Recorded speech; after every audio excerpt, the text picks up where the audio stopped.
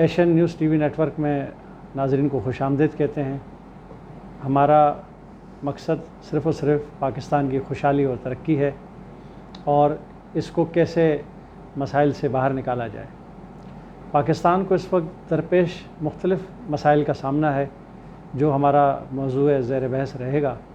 तो हम शाह साहब से ये मालूम करते हैं कि शाह साहब, पाकिस्तान 80% ज़री मुल्क है और गंदम हम बाहर से मंगवा रहे हैं। दरियाओं की सरज़मीन है, अवाम पानी के लिए परेशान है। दुनिया के बड़े डैम के एजाज़ात हमारे पास रहे, उसके बावजूद बिजली का बहरान है। इसके अलावा लातादाद मादनी वसाइल हमारे ज़ेर ज़मीन मौजूद हैं, इसके बावजूद मसाइल ही मसाइल हैं। तो आप क्या समझते हैं कि ये इन सब बहरानों का हल क्या है? बिस्मिल्लाहिर्रहमानिर्रहीम। जैसे हमने अपने पहली नशिस्त के अंदर जिन मौज़ूआत पर गुफ्तगू की, वही सिलसिला है एक तरह का। सवाल आपका इंतहाई अहम है कि यानी तमाम तर वो वसाइल जो इंसानी तरक्की के अंदर अहम किरदार अदा करते हैं, यानी तरक्की पजीरी से तरक्की याफ्ता मुल्क की शक्ल या रियासत की शक्ल जिससे मिलती है, वो मतलब इंतहाई कसीर तादाद में होने के बावजूद हम इतना पीछे क्यों रह गए। तो इसका सिंपल जवाब इंग्लिश में मिसमैनेजमेंट, यानी जब आपके पास पानी बहुत है वो फेंका जा रहा है, ठीक है, पैर धोए जा रहे हैं, पता नहीं क्या क्या कुछ किया जा रहा है। यानी अगर एक बकेट पानी जो है उससे जो आप काम ले सकते हैं उसकी जगह आप 5 बकेट यूज़ कर रहे हैं, तो ये मिसमैनेजमेंट कहलाती है। अच्छा, मिसमैनेजमेंट हमेशा से वहाँ पर ज़्यादा हो जाती है जहाँ लोग अपने इज्तमाई मफादात को सामने रखने के बजाय अपने इनफरादी मसाइल पर पूरी तवज्जो मरकूज़ कर दें। यानी हम इंडिविजुअलिज़म की तरफ आ चुके हैं, जबकि हमें कलेक्टिविज़म यानी रियासत का वजूद, अगर हम यूरोपियन फ़िलासफ़र्स, मुस्लिम फ़िलासफ़र्स, इमाम गज़ाली से लेके फ़ाराबी तक, अगर इनको हम पढ़ें तो ये रियासत के ढांचे की तश्कील के अंदर इनका सबसे ज़्यादा ज़ोर ये है कि इंसान सिर्फ़ अपने लिए न जिए, हर इंसान दूसरे के लिए जिए। क्या बात, यानी एक सर्कल ऐसा बन जाए कि मैं आपकी केयर कर रहा हूँ, आप मेरी केयर कर रहे हो, हम दोनों मिलकर किसी और की केयर कर रहे हैं। क्या बात। तो इस तरीके से एक मुआशरा वजूद में आता है, क्योंकि इंतहाई कम वेस्टर्न फ़िलासफ़र हैं जिन्होंने कहा कि इंसान एक दरिंदा सिफ्त इंसान है, उसमें दरिंदगी उसकी पैदाइश या उसकी नेचर में है।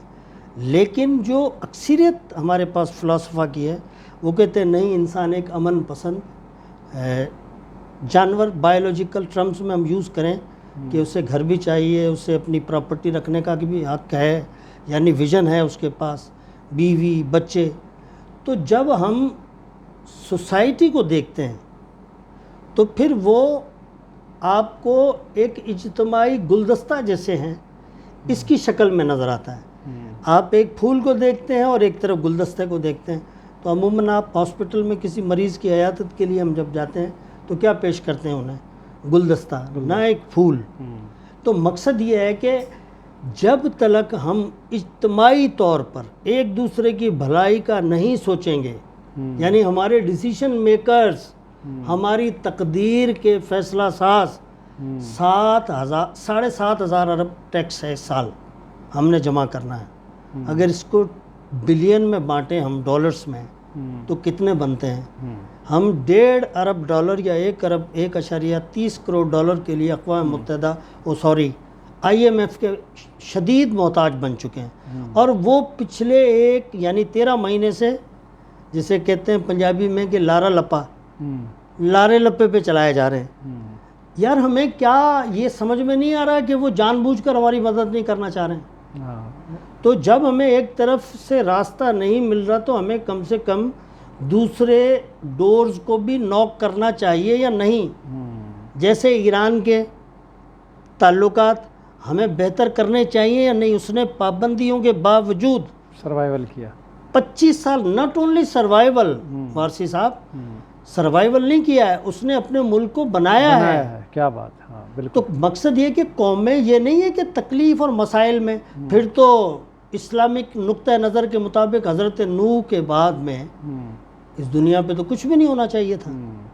لیکن ثابت یہ ہوتا ہے کہ انسان اپنی ڈسٹرکشن سے, اپنی تباہی سے ایک لیسن ڈرا کرتا ہے کہ اب ہم دوبارہ ایسی تباہی نہیں کریں گے جس سے انسانیت تباہ ہو جائے. ہمارے معاشرے کی تباہی کی بنیادی وجہ یہ ہے کہ everybody is running after their own interest. یعنی اس میں سے آپ ریاست کو نکال دیتے ہیں. یعنی کسی کو بھی پاکستانی ہونے پہ فخر نہیں ہے. میں نام لے کر لسانیت یا کسی کو ہوا نہیں دینا چاہتا. یعنی ہماری شناختیں ہی کچھ اور بنی ہوئی ہیں. جب کہ آپ امریکہ میں جاتے ہیں تو 3 مہینے کیا 15 دن میں چاہتے ہیں کہ we should be called American. اگر ہم یورپ جاتے ہیں تو ہماری اندر سے ایک خواہش ہوتی ہے, ایک ڈیزائر ہوتی ہے یس. تو بیسک مسئلہ یہ ہے کہ یہاں رہ کر ہم پاکستانیت یار کیا کچھ نہیں ہے. یعنی جس ملک کے اندر میں نے کہا نا کہ اتنا علاقہ ہے کہ اگر اس کو صحیح طریقے سے مینج کیا جائے تو ہم اپنی گندم کو ایکسپورٹ کرنے کی صلاحیت رکھتے ہیں. اس بار ابھی تک سندھ کی کیلکولیشن نہیں آئی ہے گندم کی کتنی آ چکی ہے. پنجاب نے صرف 2 کروڑ اور تقریباً راؤنڈ اباؤٹ 70 لاکھ یعنی میٹرک ٹن گندم نکال چکا ہے. یعنی ہم وہ کنٹریز ہیں کہ اگر ہم سے سب ہاتھ نکال لیں تب بھی ہم اپنا اون سروائیو کر سکتے ہیں. کیا بات. یعنی اب دیکھیں ہمارے ملک کے 5 صوبے ہیں, ہم 5 فصلوں میں 5 کو پابند کر دیں کہ آپ جو کچھ اگائیں گے دوسرا صوبہ نہیں اگائے گا, جو دوسرا گرو کرے گا وہ تیسرا صوبہ نہیں کرے گا, جو تیسرا گرو کرے گا. یعنی ہم آپس میں ایک دوسرے کے انٹر ڈیپینڈنٹ ہو جائیں کہ گندم ہم کسی سے لیں تو اس کے بدلے میں ہم ان کو کپڑا دیں, یعنی کپاس ہم پوکھیں. اگر ہم کسی تیسرے صوبے سے پیاز لے رہے ہیں, آنینز لے رہے ہیں, تو ہمارا کام ہے اسے مرچی دے دیں. یہ میں ایگریکلچر سیکٹر کی بات کر رہا ہوں. اسی طریقے سے آپ انڈسٹریز میں آ جائیں کہ خام مال بھی ہے, ویلیو ایڈڈ کرنا ہے, تو ہم آپس کی مارکیٹ. اسی طریقے سے بجلی ہے, گیس ہے, جی ہاں, تو پورا سینٹرل ایشیا, ایران, ایون سعودی عرب, مڈل ایسٹ سے ہمیں کتنا ریمیٹنسز آ رہا ہے. یعنی یورپ سے امریکہ کے دونوں کے برابر مڈل ایسٹ سے ہمارے پاس. یعنی آج بھی مسلم جو ہیں وہ پریفر کرتے ہیں پاکستان کے پروڈکٹ کو, پاکستانیز کو نہیں, ہمارے بیہیویئر اور ایٹیٹیوڈ کی وجہ سے. یعنی ہمارے جیسا سیب بڑی مشکل سے ملتا ہے. اگر فروٹ کی طرف ہم جائیں, ویجیٹیبلز کی طرف جائیں, ایون جو مڈل ایسٹ ہے اس کو ہمارے جو ایک گھاس خصوصی کہلاتی ہے, جانوروں کو یوز کی جاتی ہے, اس کو خشک کر کے وہ اپنے اونٹوں کے لیے منگوانا چاہتے ہیں, چارہ, جیسے چارہ کہتے ہیں. تو صرف زمین کے نیچے وسائل ہی نہیں, یعنی ایک ایگریکلچر پر ہم توجہ مرکوز کر کے صرف یہ سوچ لیں کہ بھائی کچھ بھی ہو جائے, جیسے 1971 کے بعد ہم نے ٹوٹے ہوئے پاکستان کو دوبارہ بنایا یا نہیں بنایا. یعنی بغیر کسی کانسٹیٹیوشن کے ایک ملک پڑا ہوا ہے, 4 صوبے ہیں اس کے, اس کو پھر جوڑا گیا ہے, انڈسٹریلائزیشن ہوئی ہے, ایگریکلچر کو بوسٹ ملا.